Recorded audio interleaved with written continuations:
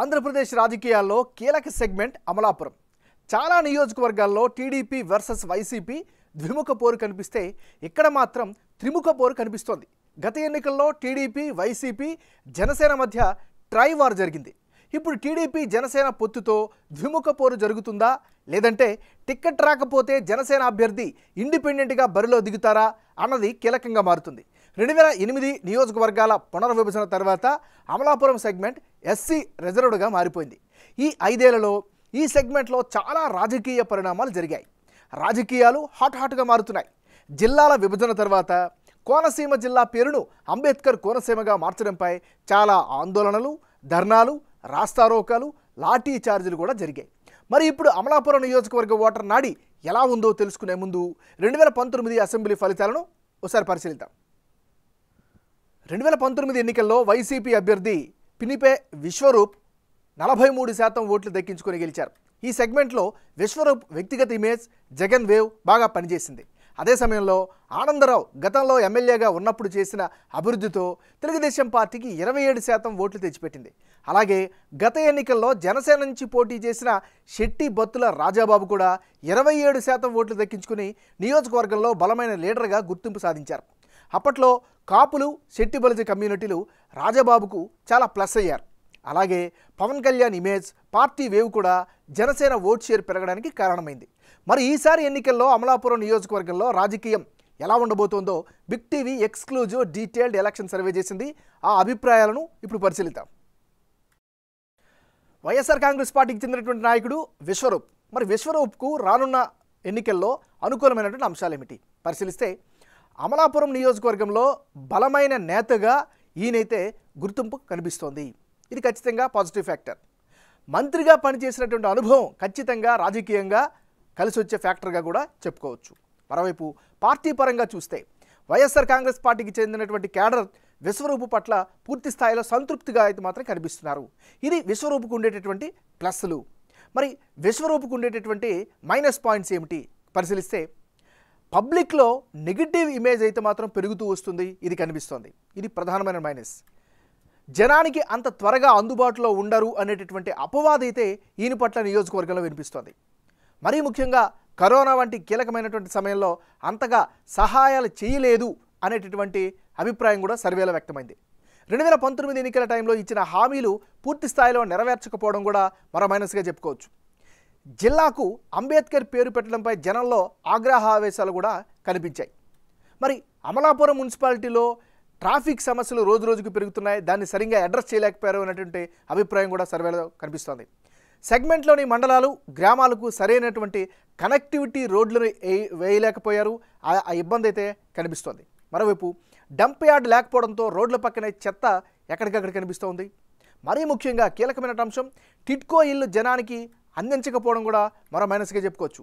ఇక డ్రైనేజ్ సమస్యలు, తాగునీటికి కటకట అయితే నియోజకవర్గంలో కనిపిస్తుంది.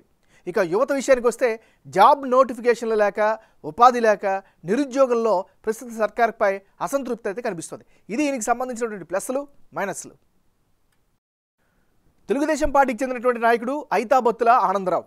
మరి రానున్న ఎన్నికల్లో ఐతాబత్తుల ఆనందరావుకి కలిసి వచ్చేటువంటి అంశాలు ఏమిటి పరిశీలిస్తే, సీనియర్ నాయకుడిగా నియోజకవర్గంలో అయితే ఈయన పట్ల మంచి గుర్తింపు అయితే కనిపిస్తోంది.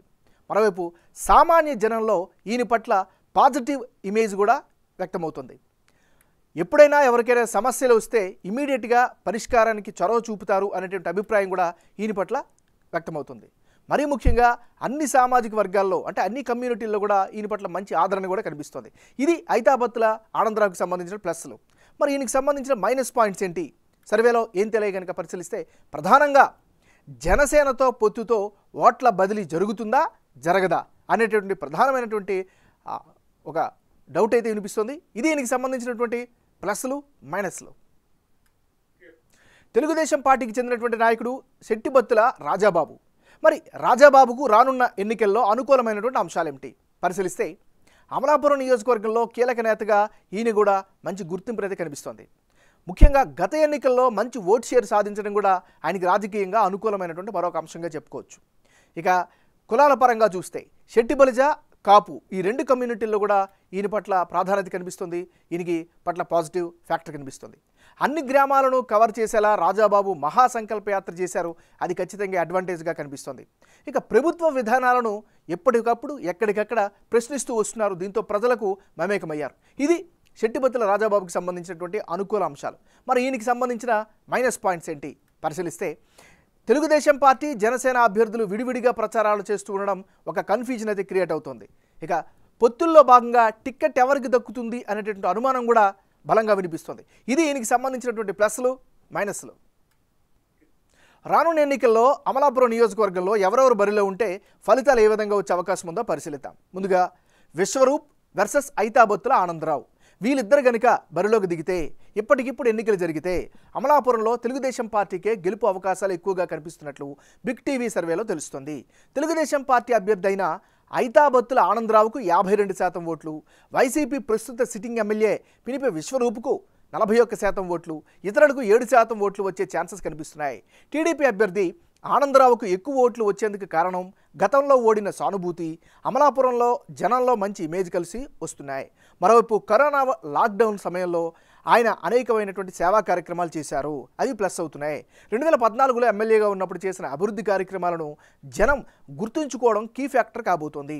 టీడీపీ జనసేన పొత్తుతో కాపులు శెట్టిబలిత సామాజిక వర్గాల ఓట్లు కూడా కలిసి వచ్చే అవకాశం ఉంది. మరోవైపు ప్రస్తుత ప్రభుత్వంపై వ్యతిరేకత కూడా తెలుగుదేశం పార్టీ అభ్యర్థికి గెలుపు అవకాశాలను పెంచుతున్నట్లు సర్వే రిపోర్ట్ చెబుతోంది. మరోవైపు వైసీపీకి లబ్ధిదారుల ఓట్లు కీలకంగా మారుతున్నాయి.